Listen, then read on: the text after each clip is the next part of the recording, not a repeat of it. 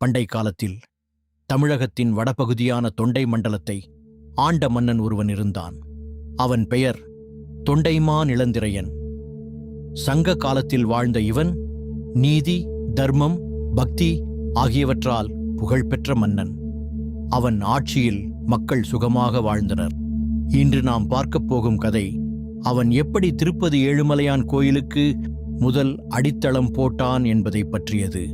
ஒரு நாள் தொண்டைமான் மன்னன் யானை வேட்டைக்காக திருவேங்கடமலைக்கு ஏழுமலைகளுக்கு சென்றான்.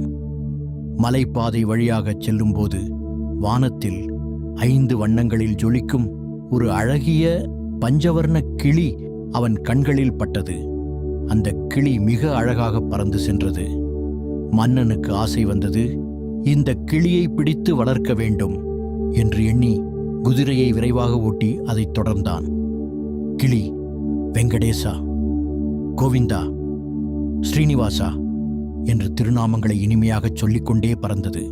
மன்னனும் அதை பின்தொடர்ந்து சென்றான். கிளி சுவாமி புஷ்கரிணி என்ற புனித குளத்தின் அருகே சென்று திடீரென மறைந்தது. மன்னன் குளக்கரையை அடைந்தபோது கிளி எங்கும் இல்லை.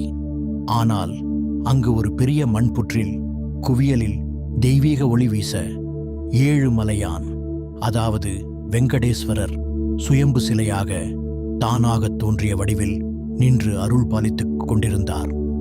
மன்னன் அதிசயத்தில் மூழ்கினான்.